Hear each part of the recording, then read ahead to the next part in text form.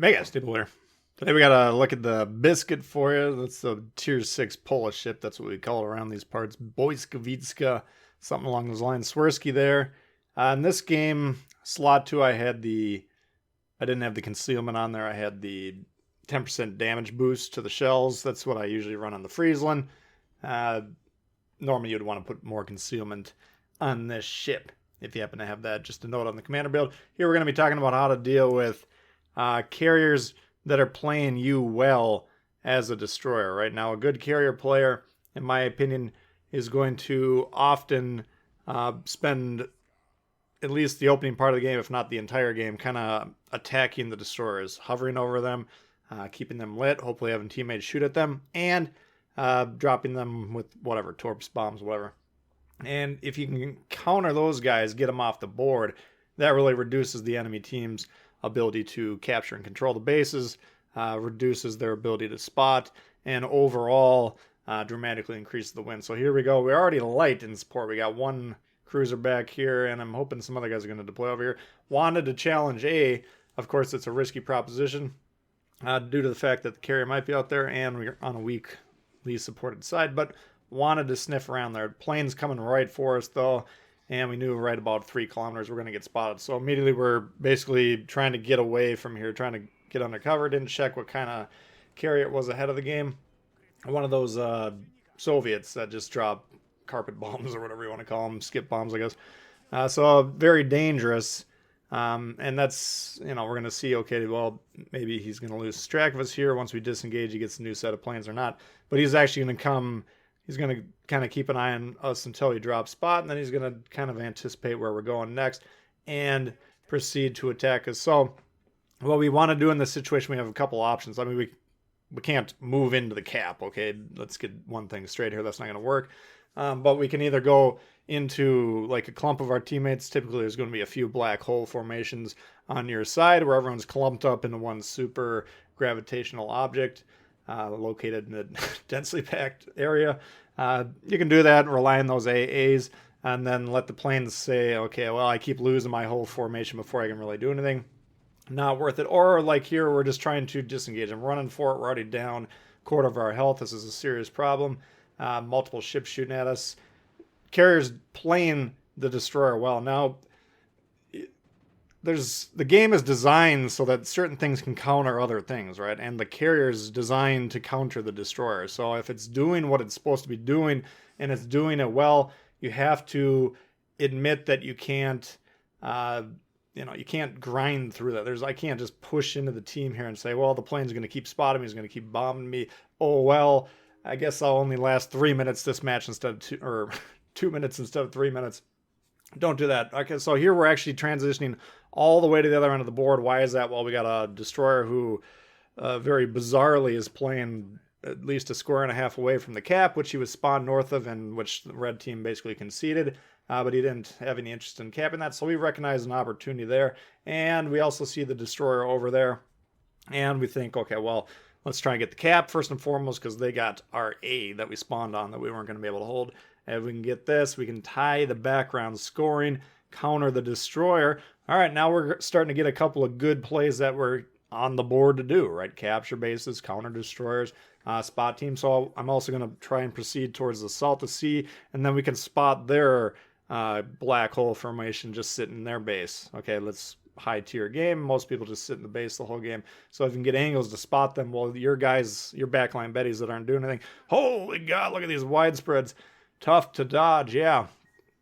But your backline betties, they'll be able to shoot them if you're spotting them. So we can do basically all 3 of our main functions from this position.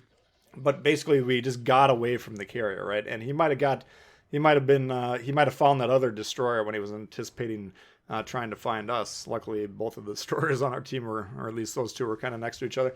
Launch at where this guy's shooting, and we're attacking the tracer emanations, right? We're looking on the map. We'll briefly look around, make sure we don't have anyone on red who can spot us, but you can usually tell just by looking at your circle, the white circle on the map. No red ships in there that are spotted. This guy would spot us if he left the base, but he's bombing on whoever. So we're going to keep shooting him here, and we're having a fair amount of success. If you're in the smoke and you're getting shot and you're not spotted by proximity or whatever, that's a warning sign. We always say that if someone's hitting you with these shots, they are good at aiming. This is not something that most, you can get lucky, certainly, and he on there with a torp strike. You can get lucky from time to time with the shots, but if you're taking multiple salvos there, to let those guns go, say to yourself, I'm in trouble.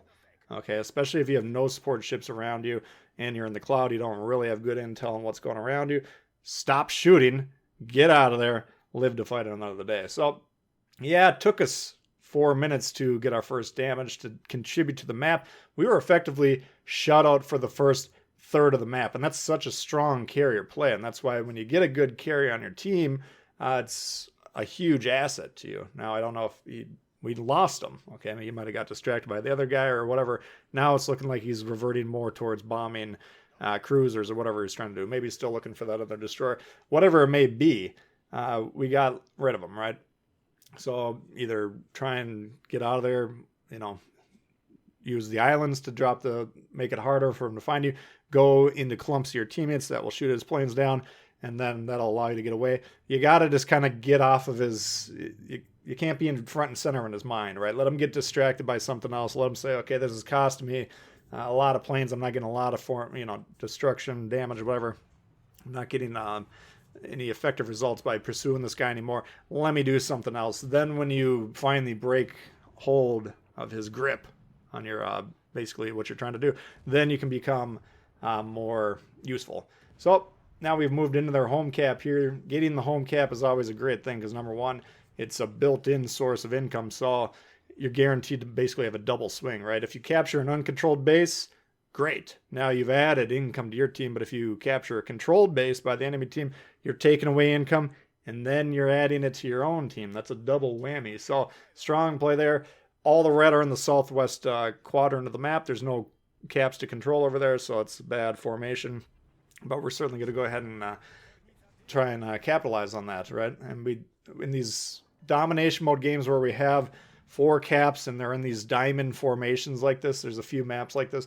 If you can get what we call the scoring triangle, where typically you'll have your home base, one flank, and then hopefully theirs, or whatever it is. If you can get 3 of the caps that are next to each other, then those are much easier to defend, right? We got all those guys basically to north south of the A line and to the west of that, right? So all we have to do is hold them in there, and then we will win dramatically on score. They're going to have to really start sinking some ships, and even then, the longer this goes on, where they're letting us score 3 points for every 1 that they get every 5 seconds, it's a disaster. They're going to have to really start sinking a lot of ships.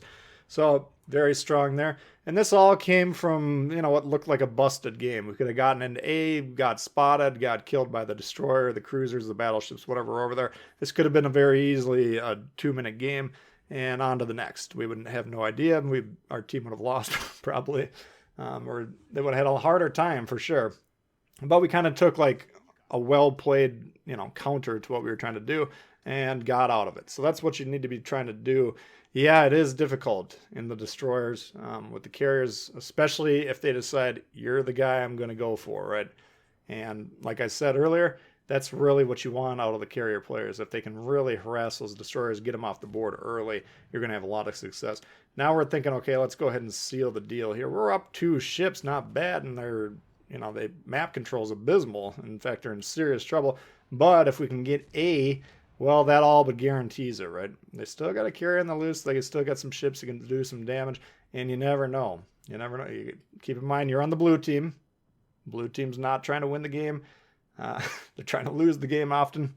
So you got to just continue to put the pressure on there. And by the way, if we get A as well, we'll get about 300 more XP, give or take, 250, 300, whatever it is. So that'll boost our own score, credit ratings, whatever else. Okay, trying to get some shots there, and once again, we're utilizing the map. Who can see us? Okay, North Carolina was in the circle.